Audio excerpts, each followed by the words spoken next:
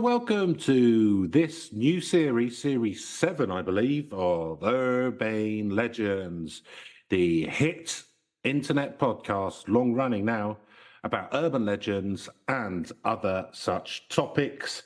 I am your host, Chris Flynn, and the new generation, and with me, as always, is Mr. Neil Herbert. Hi, Neil. How you doing for our Back to Basics series? Yeah, keeping it old sense, school. kicking back old school. Yeah, We're back to the Stone Age. I think is that's it. The theme that we won't revisit after having mentioned it here. We've got a new government who are going for boring competence, which I'm quite happy with. No issue with a little bit of that. That'd be fine. No, and so that's how we're going to treat the podcast now. We're podding for the many, not the few. Now. Oh wait, no, Chris, they've called a general election. Oh shit! Oh no! Started again. But yeah, no, we were both. There was talk of us doing potentially an election reaction pod before the end of last series, but we discussed it and we decided we had nothing new to add.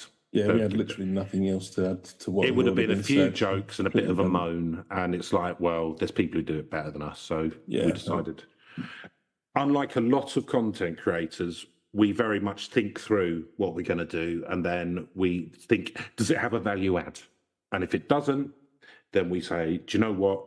It's a saturated marketplace. We don't want to take money off the likes of Rory Stewart, so we pulled back from that, didn't we? That was a nice lie, bit of hypocrisy to dig at Rory Stewart all in one. That was a kinder egg of disingenuous bullshit there. Nice one, Chris. That's all right. No, that's all right. I'm glad about that. What have you been doing with your time off? We've been having sort of some, nice bit of summer. So just been sort of like closing the curtains, laying in bed. Yeah, pretty much. Just moves.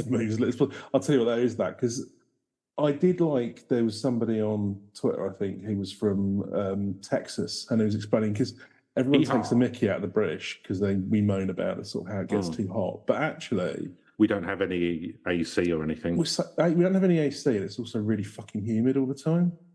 And also our houses are constructed to keep the heat in as much as possible. So and because we're quite Northern Europe, you basically only get about 5 hours of darkness. So it's just like hot all the time at night. And it just doesn't, So, yeah, but I don't know. It's kind of like, that's just the British thing, isn't it? You just got to have enough weather and then you can moan about it and then move on to the next bit. It's nice to have had a change, though. It's nice that it's bright out. I couldn't live in like a sunny place, somewhere that's sunny all the time. I can't cope with heat. I'm too pasty.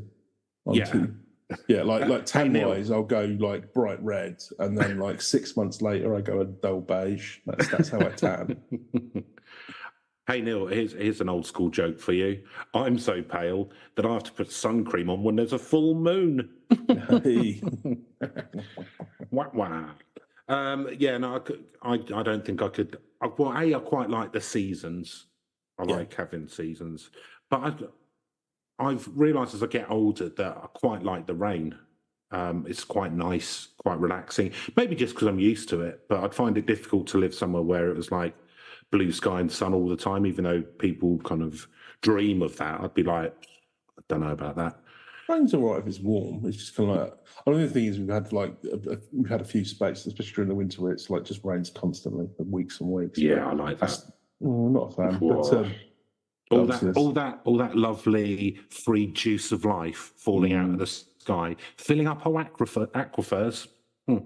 We'll be all right now. Can you say that, California?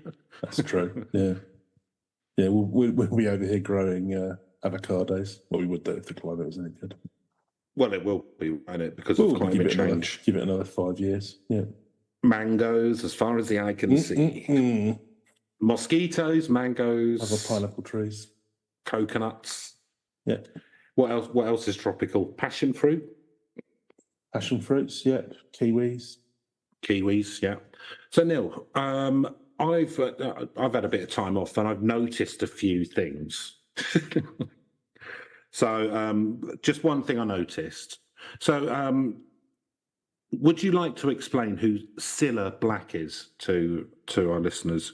Okay, given the majority of our listeners are American, then or elsewhere in the world.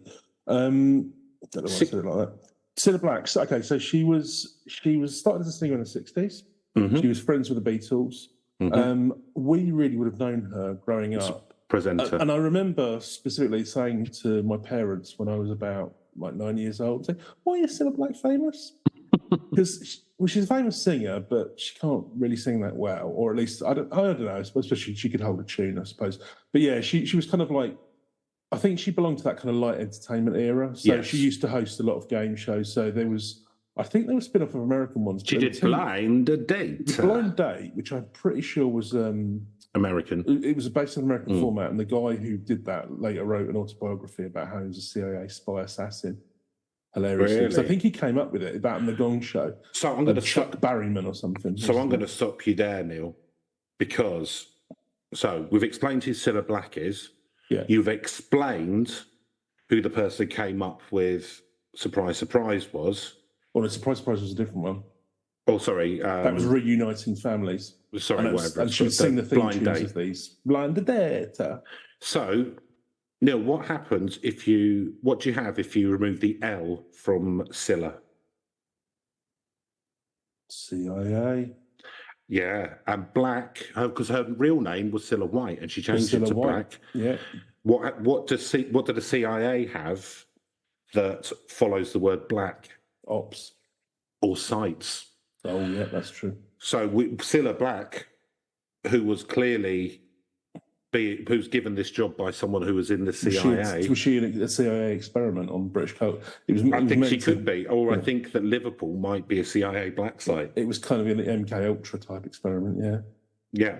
And they couldn't believe the results. It's like, yeah, she's beloved light entertainer now. What the fuck? What? So what? We were trying to destroy the Lamies. They thought ITV was a bit sus and a bit comedy, so they just tried to tank it. ITV, yeah, we'll make this lady famous. Well, it's because they had Coronation Street, which was people working in factories. Because they actually allow some working class people on TV, so that probably bring them down. That would be regarded with some suspicion, I suspect, in certain quarters of the CIA. I mean, they're quite, weird in some of their views, and let's face it, the UK is probably a little bit to the left of the US. On average, I would suggest. Yes, I would agree. So, Neil, you'll notice that when I started, I said Crystal and the New Generation. Yeah. You could see behind me. That Pepsi reference? No, it's because I've, like Prince, I've now got a backing band. Suck up to Gen Z? Oh, okay. So basically, whenever I do one of my little songs or rap, which I'm going to do in a minute, they'll be playing for me. Like you won't hear it, and the listeners won't hear it because it's in your head, yeah. They're not mic'd up because I don't want them to get big-headed. No. Plus, they are here for me and my performance. And if you went to hear Beethoven, would you want to hear the metronome playing? The answer's no, isn't it? So they're here very much for me. So I might crack on straight away with the rap I wrote now. Well, fair enough. It's good. I'm trying to get a lot more of the kind of cool youth people in. We're trying to drive out as many listeners as possible before we start. Trying to get down to one perfect listener. Yeah, which will be me, stoned. I'm a real committed fan.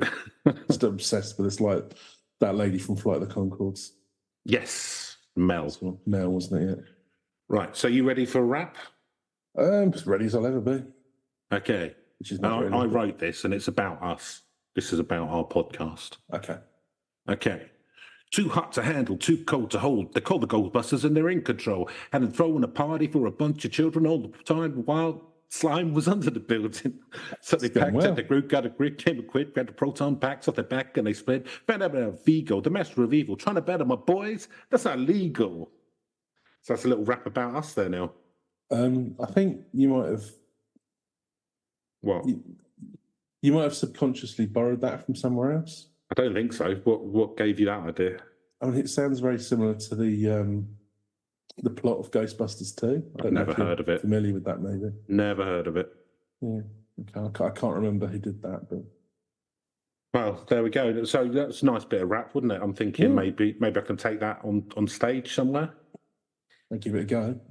See how it goes. So, Neil, in the last few weeks, new government, and you were given a position in government because of bringing in experts, aren't you? So You've been brought into the cabinet as Minister for Podcasting and, weirdly, farming.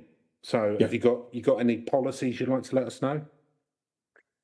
Pay rise for podcasters, so we'll be getting a 15% pay bump. Nice. 15% of zero is how much? Still zero, unfortunately. Oh. I'm not good at the maths. One day. And convert, as much arable land as possible into podcasting studios. Right, so you're very much against the farming and pro the podcasting. Yeah, well, I kind of feel like that's where our growth opportunity lies, do you know what I mean? I feel, you've got to be a disruptor in the modern world. And so, you're going to make things worse for a time. But hey, that's, you've got to destroy some kind of cultural norm and, just see how it works out. Don't it always seem to go? You don't know what it's got till it's gone. He paved the arable land and put up a podcasting studio. Yeah, well, why not? Exactly. Just think of, what's his face's, oh God, what was that? It was an episode of Alan Partridge, wasn't it? Yeah. Well, actually, you would have found that would more people, whatever it was, yeah.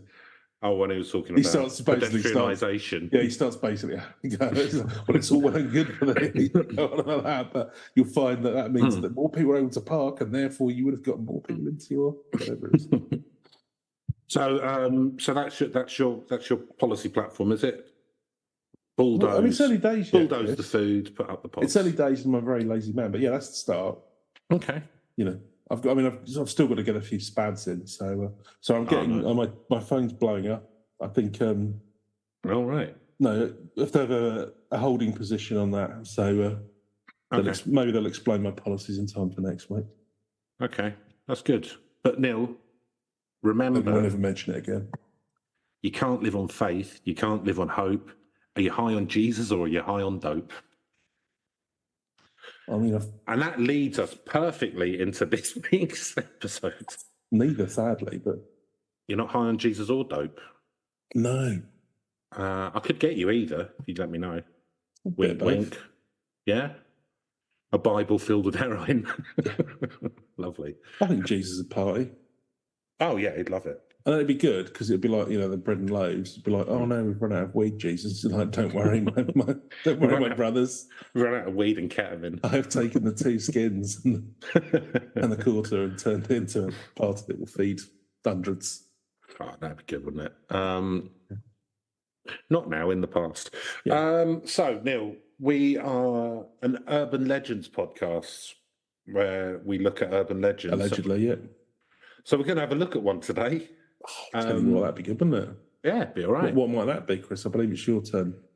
Yes. This first episode. So we're going to have a look at the Flatwoods Monster from West Virginia again. Oh, we seem to spent a little bit of time in West Virginia. Yeah, I feel like I'm all part of the world. Practically a local. Yeah. So I'm having a look at history.com. Ah. And let's begin. So it doesn't say who wrote this. So I was going to say, can we give a shout out to the Roy Wenzel? Roy Wenzel. And thank you, Roy. January 10th, 2020 was the most recent update. Flatwoods. So if you type in Flatwoods Monster, Neil, and you can see the picture of it because the witnesses did a picture of it, and it kind of looks like a big candle man. That's the way I would describe it. History 52.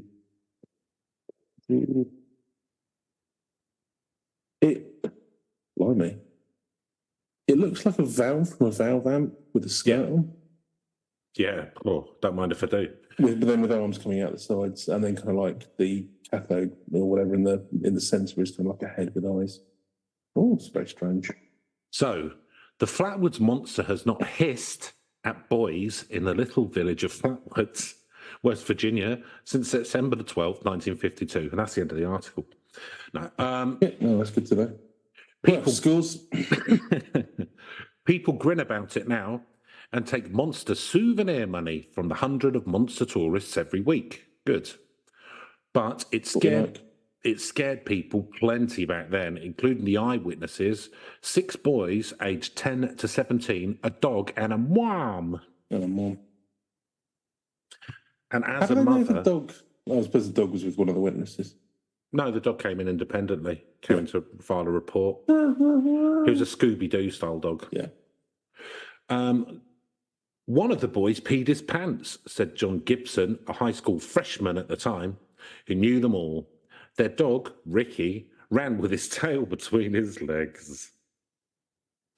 The encounter made the local and national news, scaring a wider swathe of people. Well, I've got to say as well, that's like, you didn't need to reveal that, you know. No. Kids are terrified and it's saying shit, wet himself. Yeah, wet himself. Yeah. And he hasn't got a wife. Yeah, I suppose he is isn't named the one that... No, he hasn't, but... The accident.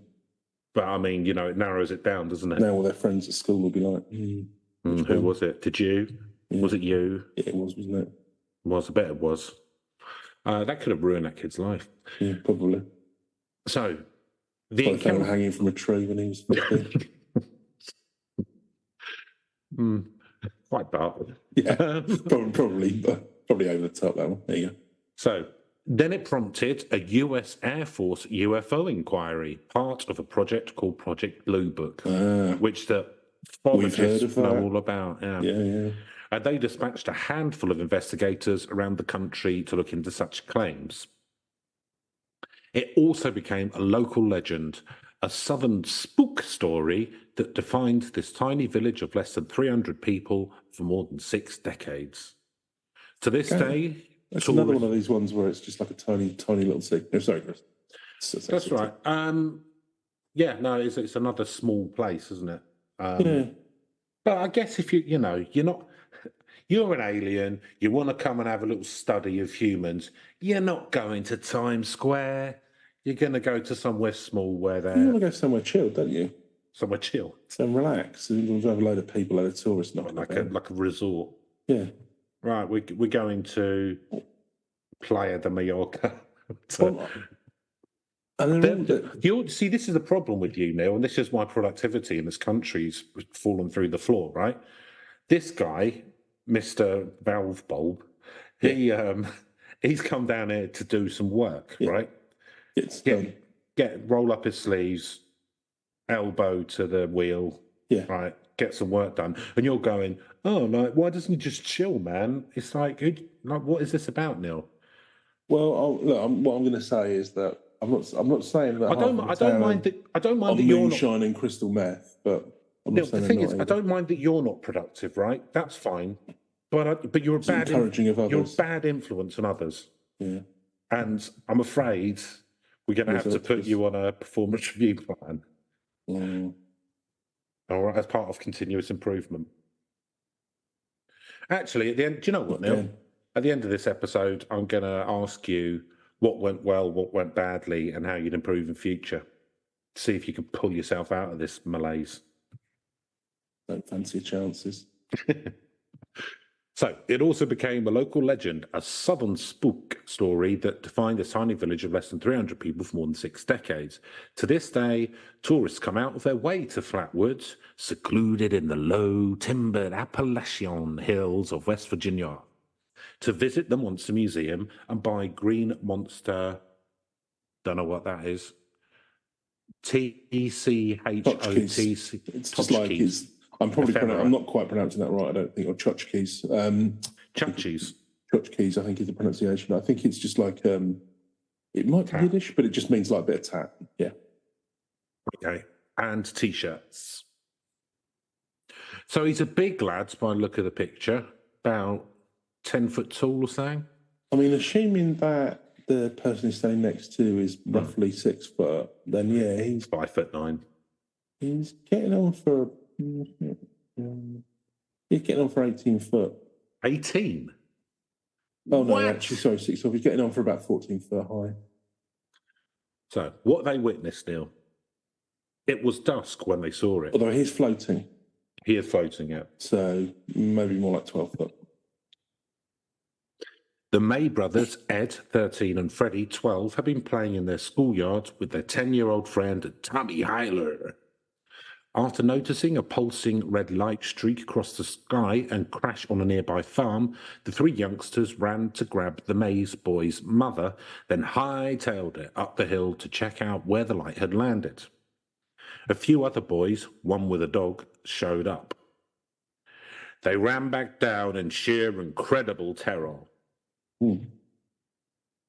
7 Braxton County residents on Saturday reported seeing a 10-foot Frankenstein-like monster in the hills above Flatwood, a local newspaper reported afterwards.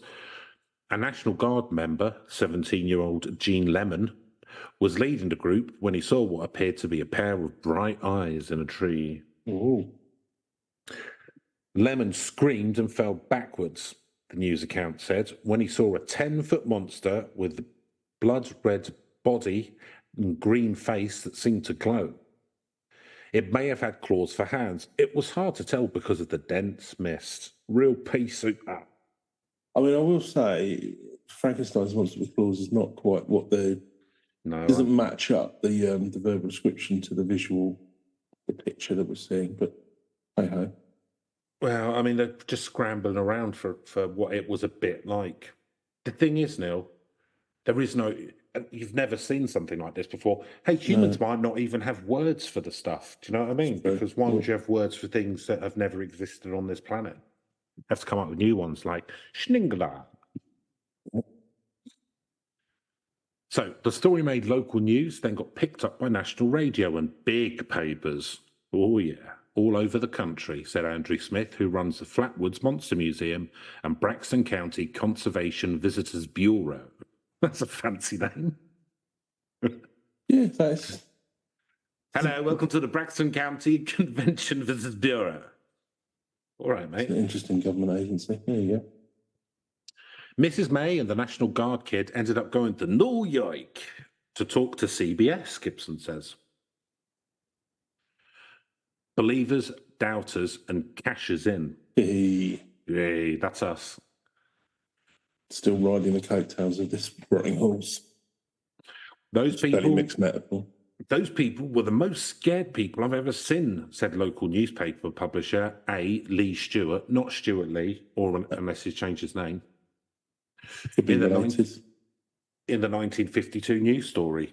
Stewart himself had marched up the hill with a shotgun after a witness told what they saw. People don't make up that kind of stories that quickly, Stewart said then. Others, however, doubted. State police laughed off the reports as hysteria, the newspaper story said. They said the so-called monster had grown from 7 feet to 17 feet in just 24 hours. Well, that's a bit like the, what was it, the Muldoon gasser or whatever. Muldoon? Oh, Mattoon. Mattoon gasser, that was it, yeah. So Gibson doubted too, though he's since sold 1,000 of his 12-inch tall ceramic green monster figurines in the last 2 years at $30 a piece. Well, that's a cool 30 grand. 30 grand, man. What would you do at 30 grand? I don't know. Retire, probably. Retire to the cheapest place in the world.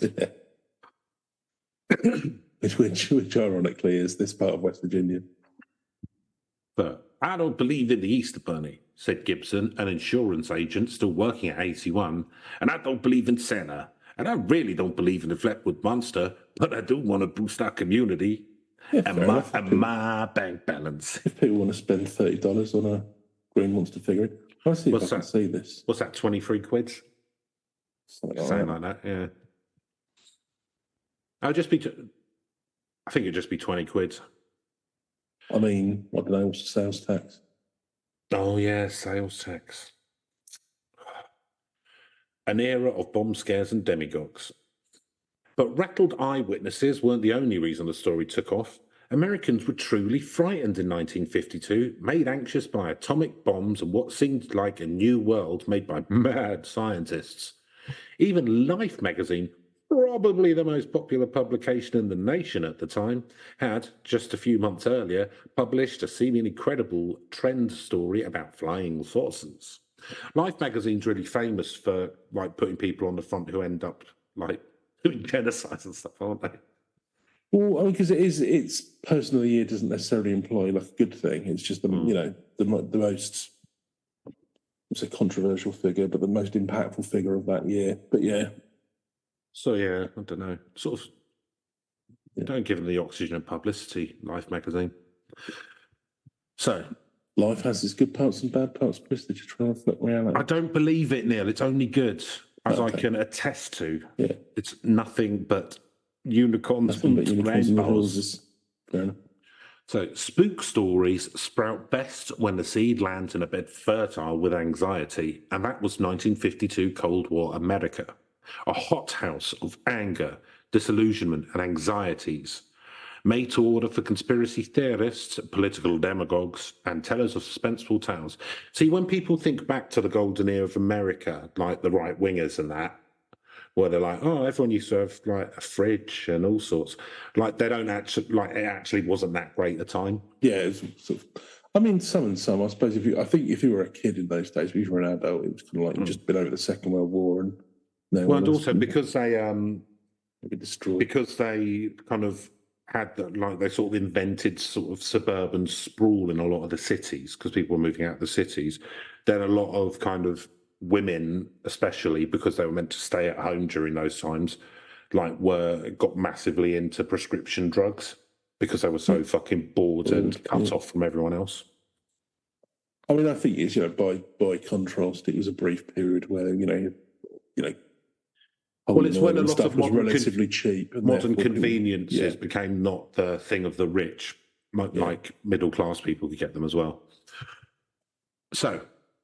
And also, like all of Europe's manufacturing capacity had been blown up, so they pretty much had a clear run at economies. So the May Brothers monster story hit just about 3 years after the Soviet Union successfully tested an atomic bomb in 1949.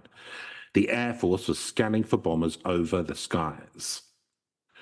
Julius and Ethel Rosenberg were awaiting execution for sending American nuclear weapon designs to the Soviet, selling hellfire to our mortal enemies.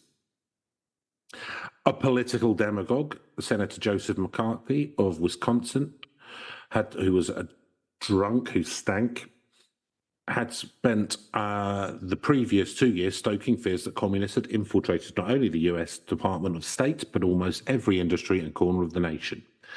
And communists had killed thousands of American soldiers in Korea by 1952, including 4 youngsters, 21 or younger, from Braxton County, West Virginia, who had died just months before the monster landed. One of those killed in action, US Marine PFC Lantry R. Frame, aged 20, had grown up in Sutton, only 6 miles from the May Boys in Flatwoods.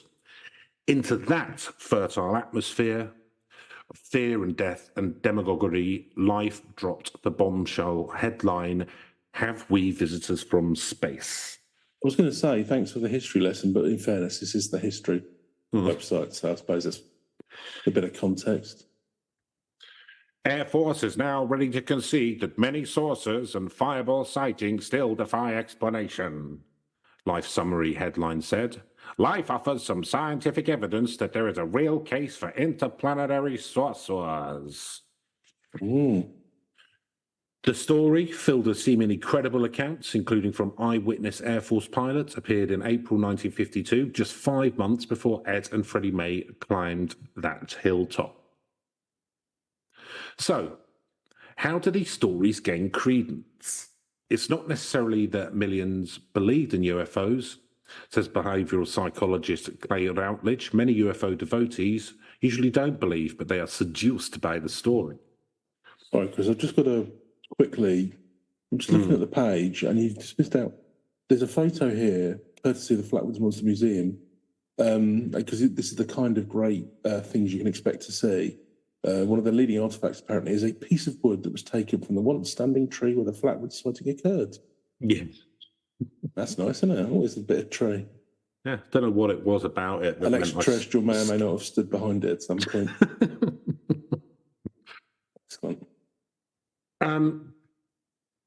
I mean, yeah, it's not I mean, I can't imagine there's much to see in that. It's not a showstopper. I'll go straight to the gift shop, buy nice ceramic figurines. Right. So I was just skimmed ahead to make. That's right. I just skimmed ahead to make sure it actually goes back into the story, rather talking about the general sort of societal situation at the time. So, why? And that's in answer to the question: are they seduced by the story? Okay. Yeah. There is hope that we are not just insignificant organisms walking around aimlessly on a rock floating in space, says Routledge, who has studied brain science, UFO beliefs, and culture. There is hope that we're part of something bigger. Call it cosmic loneliness. That may be. But if the May brothers are familiar with the phrase, they are probably rolling their eyes. Freddie and Ed are still alive, and they still stand by their story. They're now in their late 70s, and they are no longer talking to reporters. They've removed themselves from public life. No. They got tired after 100,000 interviews, Smith said. But the brothers did appear in a recent documentary about the Flatwoods Phantom. And in the video trailer teasing the show, Freddie looks calmly into the camera. Sorry, I'm out of practice. As far as for myself, he says, it doesn't matter to me whether people believe or don't believe. Classic. Take it or leave it, chum. Yeah, I know what I saw. I don't give a fuck if you are interested or not, really. One writer who stoked the story a lot was Gray Barker, the dog reporter, a Braxton County native who investigated the monster and then became one of the more prominent UFO myth makers ever. It was Barker who wrote about Flatwoods and introduced the mythology of government's men in black.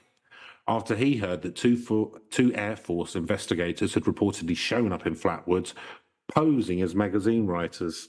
But Barker's friends later said he didn't believe and did the UFO writings cheerfully and for money.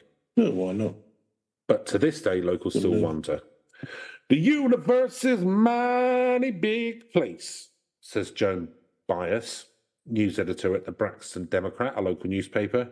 I can't imagine that we might be alone in it, though I'm a Baptist, so maybe I shouldn't say that.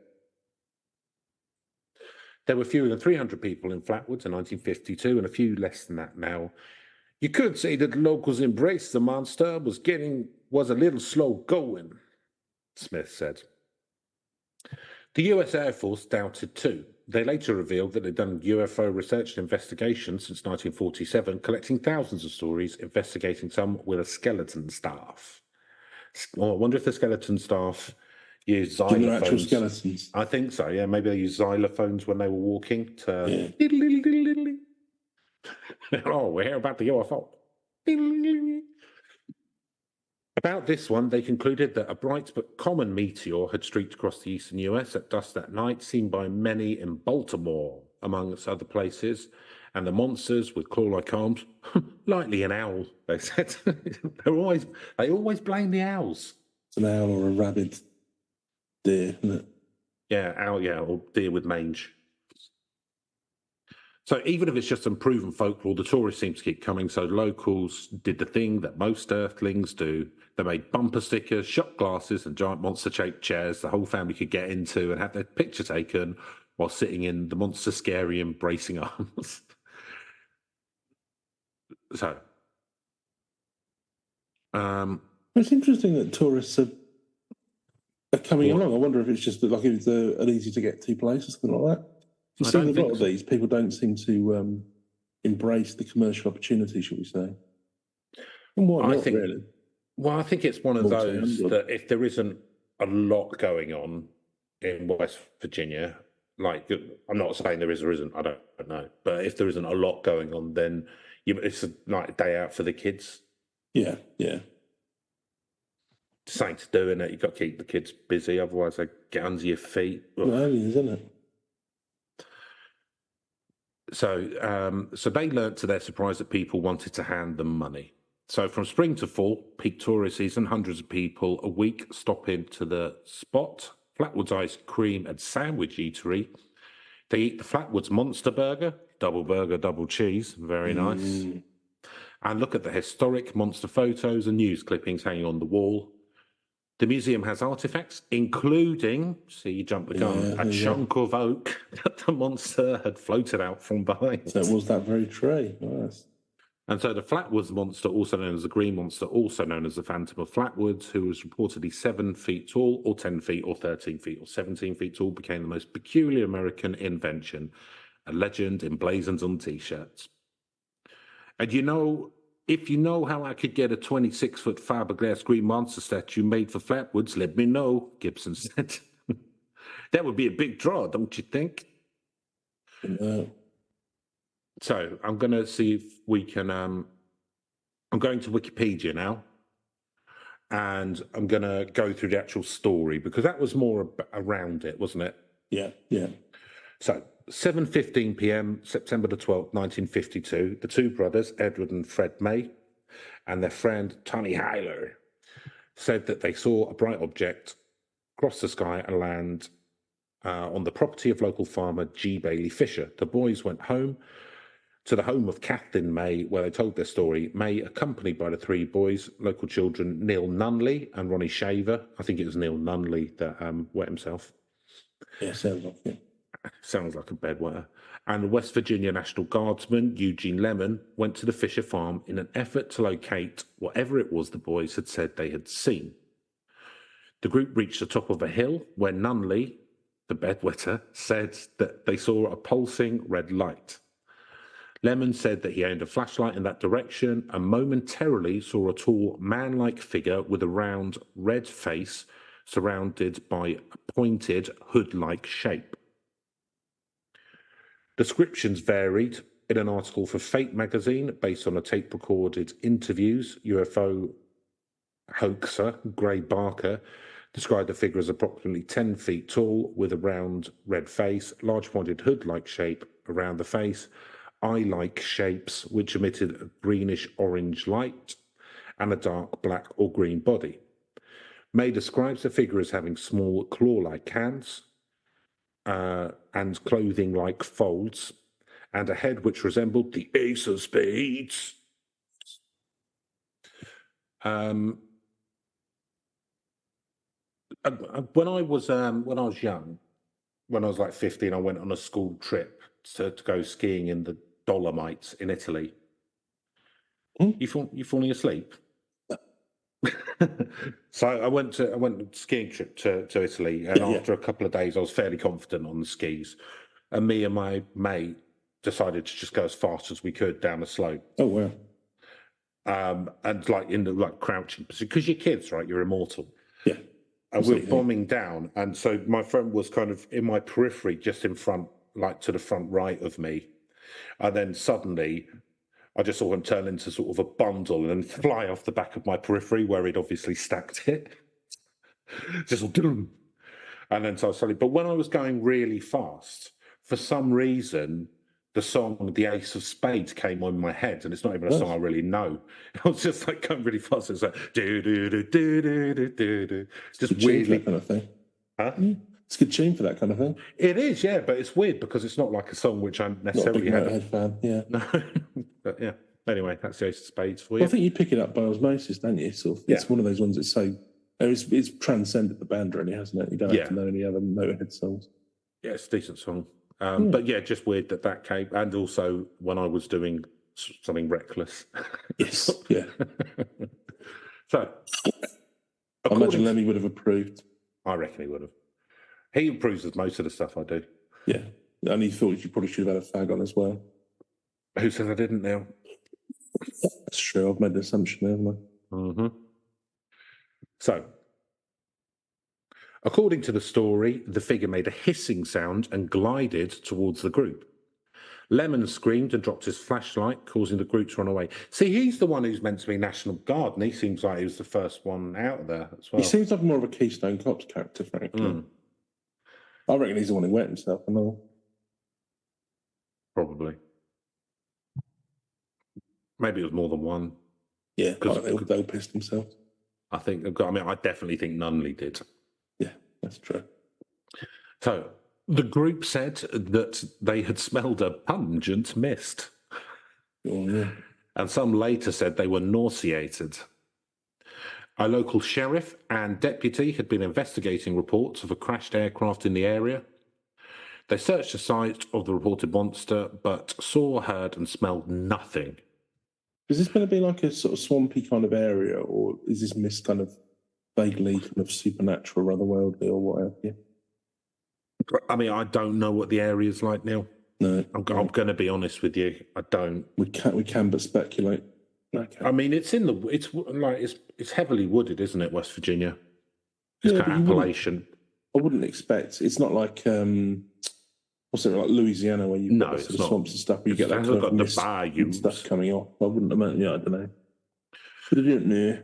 So, according to Barker's account, the next day, A. Lee Stewart Jr. of the Braxton Democrat claimed to have discovered skid marks in a field and an odd gummy deposit, which was subsequently attributed by UFO enthusiast groups as evidence of a saucer landing.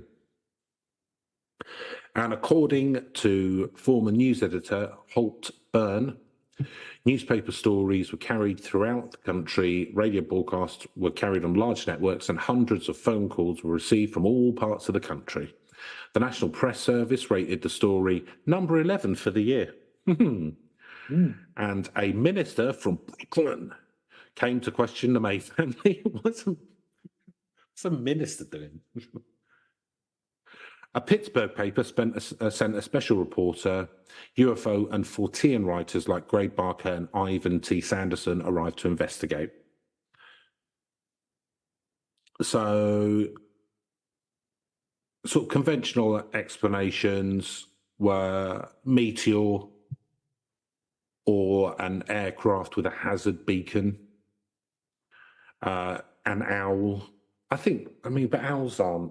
I mean, even if you go at the lower end of the size, and owls don't hover. No, it would just be if it sort of, went past you and the eyes kind of flashed, and then you just saw that, and then your head made up the rest. But yeah, but that's not what they're saying happened. No, they're saying it hovered and it was minimum like 7 feet tall. I mean, that's no owl. I mean, I suppose it's possible you might have just seen the owls flash, the eyes flashing, and then you sort of, you unpack the rest in your head. Yeah, I don't know. Owls are quite small though. No, I agree. But it's just like I'm saying, you would have just seen the reflection of the eyes at a height. Yeah, and then you've interpreted that there's something, like the mist and stuff. You've interpreted there's a figure beneath where the eyes are. If you know what I mean. I don't know. Yeah. Well, the thing is, it's just complete speculation, isn't it? Because it could have been an owl, but I mean, how are you going to prove that one way or the other? It's just it could have been, but could have been a cat jumping out of a tree. Do you know what I mean? It's like, well, yeah, you like. So Braxton.org has apparently come up with some more stuff that happened. Just to let you know, Neil, there's a film called Flatwoods Monster ... Legacy that came out in 2018. Oh, nice. Well, I'm just looking up. So the Blanco Glass Company, they do a lovely little sculpture of the Flatwoods Monster. You're going to get one? It's quite pricey, $128. But it's quite. That's for treat yourself, Neil. Yeah. Money spent on self-improvement is never money wasted. And I think that will improve you.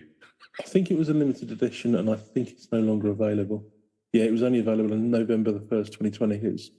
It pulled them out of a pandemic slump. Good for them.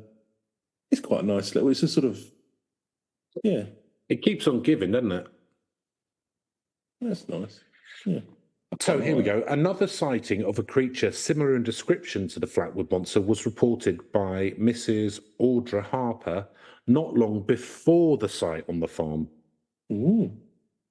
Harper claims to have seen the monster while walking through the woods near her home, which is near the town of Heaters, hilariously typed, as in something that heats you up. Yeah. Heaters is about 5 miles north of Flatwoods. Harper and a friend were walking to a nearby store. The road leading out of their property was implacable and rutted, so they were taking a shortcut through a forest instead of walking on the road, which would have increased their trip significantly. About half a mile into their trip, they noticed a ball of fire on one of the hills they were passing. Harper dismissed it, assuming that one of their neighbours was fox chasing. When she glanced back, she saw something unbelievable. The fire had vanished, and in its place stood a tall, dark silhouette of a man-shaped PSYWAR. Terrified, Harper and her friend ran, escaping amongst the rocks and boulders strewn about the hillside. The day after, Neil, on the September the 12th incident in Flatwoods, another strange sighting occurred. So it's weird that the history thing has left all this out. Yeah, because it looks like there's quite a few eyewitnesses. I mean, although I guess they were just doing an article around kind of Cold War paranoia and how it ties into the whole piece. They just pick one of the things. Give us the meat. Yeah, exactly. Give us the facts of the story. But it didn't, I mean, it just hovers. It doesn't seem to do much, does it? It's called observing, Neil. That's true. A nice bit of observing. Yeah. That's what you want to do, isn't it? It's nice to watch. Have a little look around. See, let's have a look. See how the land lies. Likes to get involved. No, just have a bit introverted. Likes to watch. Yeah. Fair enough. Like Dali. So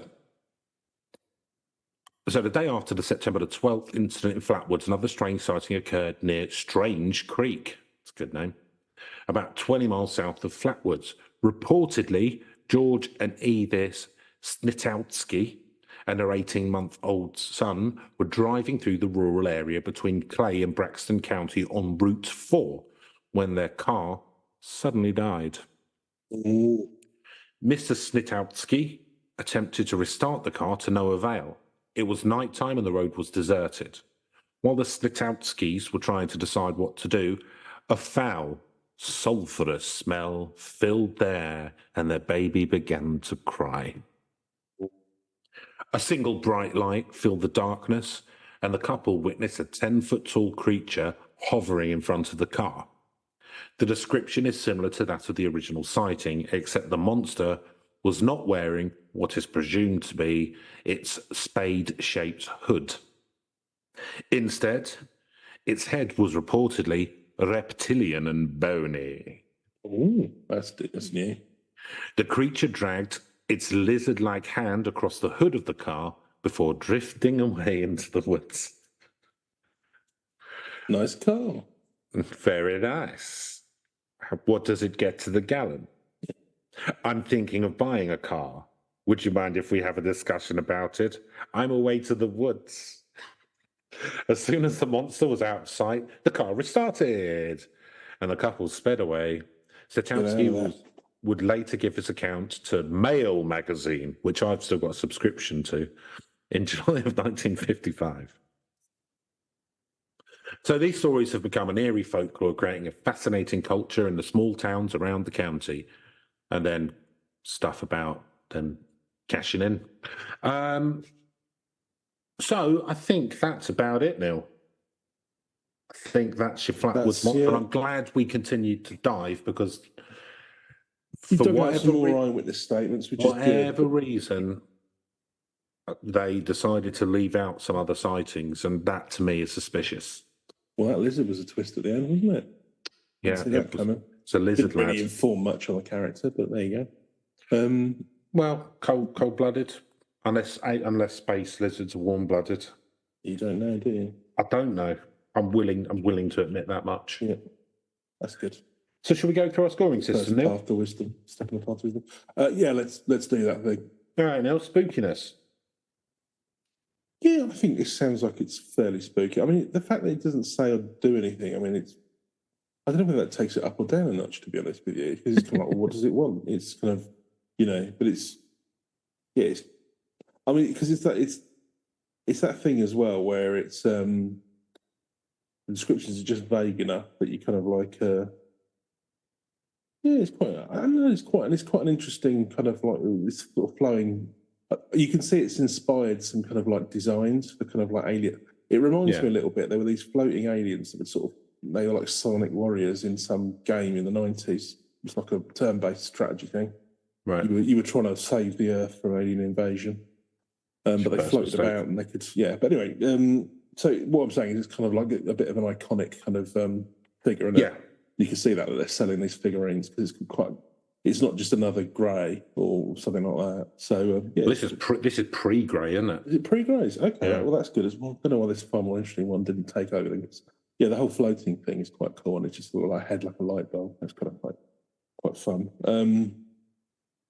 But it's spooky because it's kind of like inscrutable. It's like, what does it want? If it's just the reserver, but then what isn't it? Well, it's interested in buying a new car. I would suggest mainly just wanting to sort of like discuss. Yeah, it's a real maybe get into real estate values. Just sort of see around the area. It's quite likes the Appalachian kind of area, but nice and quiet, not too many people. Might be thinking of opening up a used car dealership and then supporting the Republican Party. You did. Hey, why not? I'm going to give it a 6. It's not tremendously spooky, but I think it's a bit inscrutable. That's kind of makes it a bit, and hanging out in the fog, coming out in the darkness, creating the fog, maybe possibly creating the fog. Yeah, do you reckon he just had like a dry ice machine furiously working in the background? I think that space lizards produce. They just generate kind of a stench, sulphurous fog, which actually, if another space lizard smelt that, they'd get really turned on, get really horny. Yeah. So maybe that's it. Maybe it's here for romance. Yes, but not for us. Sorry, mate. Sorry. The smell of sulphur isn't the aphrodisiac here on Earth. No. 6. Yeah. So So if it had just been the first story, which it could well have been had we not dug a little deeper, then I would have gone meh. But I mean, a few people seeing it, it's kind of just like turning up, watching. It's difficult. So it's not like they're saying, oh, maybe it's an owl, but I mean that seems a bit of a stretch. But it's not obviously like anything else. Do you know what I mean? No. And that's what makes it a bit more spooky for me. That it's obviously it's something we don't know about. So it hasn't. Apart from it's love gas making people physically sick, which I can relate to a lot. Yeah. It doesn't seem to hurt anyone or anything, but I think I'll give it a 6 as well. Now I'll join you. Believability. So I don't know. Like, I think, did people believe in it? I don't. I think that now. I think probably they probably feels more well known than believed. Yeah, I think that's true now. At the time, I don't know. There's a lot of different witnesses and stuff. So the one pissed himself, and the National Guard shat it pretty much. So I think they believed it at the time, whatever it was. I don't have. As your man said, whatever you might say. Fuck you. Yeah. I don't. So I don't have that. So what I'm going to say is I don't have a clear explanation as to what this is, and I think that people did believe it. So and it's got multiple witnesses. So I think believability reasonably high. I'm giving it an 8 now. Yeah, I'm going to give it a 7 on similar premises because it's a small town, and then I think you tend to have a bit more of that kind of people might influence each other and all the rest of it. But yeah, multiple independent witnesses. Don't seem massively, non-credible or what have you. I mean, it could just be a small town hoax, but it's not like they're making money hand over fist here or anything. 30 grand, Neil. You wouldn't, but yeah, I mean, but that's just like one. Yeah, but no. And anyway, I think that would be more obvious. I mean, what's interesting as well, I think it's just part of that. The reason why it's become so famous is because it was that right period of time where you could actually get on the news and on CBS and stuff. It's like we need to fill out something. So there's less news, bollocks, but let's just let's it's a bit of fun from Appalachia or what have you. Whereas these days it was I mean you get it on social media or something, but unless it went viral, it was get lost in the noise. Cool. Yeah. So sorry, I've got 7. You've given it 7. Yeah. You might as well roll this into the narrative premise. Fair enough. Yeah. I mean, I think there's something here. So again, because it's quite split, you could take him in lots of different. Like, I think it's just quite a. It's a good. I'll say this much: it's like a good jumping off point for like, well, what's. So let's say he's because you quite often, don't you, with those sort of science fiction programs, there'll be like some observer race or something like that. Yeah. So maybe this is one of those, or but what are the motives of these things? They've got kind of cool character design, so I think you can have fun with that. Yeah, I don't know. I think, let's give it a 7 as well for narrative premise. I think there's enough there to intrigue you, but it doesn't get too much into the detail. So yeah, I think it's just the character design I like, but yeah. Yeah, I like the character side. That's cool. I'm always drawn to the observer style creep because I really liked the Dark Watchers. I really like these kind of. They're not doing anything to harm you. They're just kind of like these other things that are there, and you don't really know why. Can you see Fringe? Yes. Yeah, they had some in that as well. So I always quite like the Observer. So I'm with it there. Could it be that it's lonely and that's why it's using its love gas? Could it be that it's got a human kink? Yeah. There's lots you can go on. Like it clearly likes cars. I'm thinking maybe it could start. Maybe Grease 3 could be a sci-fi. That's what I'm thinking. Sweet ride, to be fair. So I'm giving it a 7 as well, Neil. Nice. And Reach. So it's clearly big around the area. I don't know how big it is outside of that, although there is a film now. But yeah, I don't think it's massive. But it certainly stood the test of time. So I'm going to give it a 5. Yeah, considering it's come from, a place with 300 people living in Appalachia, and there's kind of like, it's quite well known, isn't it? Really, it's come. I suppose it's getting another one of those things that sort of spotted up in the 50s, and it's that kind of image is kind of a bit iconic. So I'm just going to try and look to see whether or not if there's anything.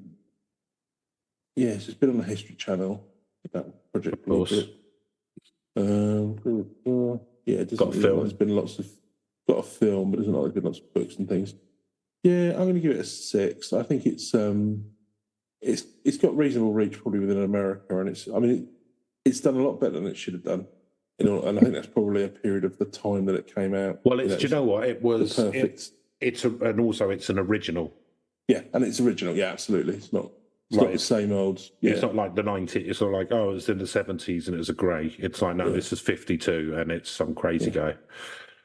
Well, that gives us an overall score of 52, Neil. Not a bad start to the series. Back to basics. We got basic monster with a few witnesses and no reasonable explanation.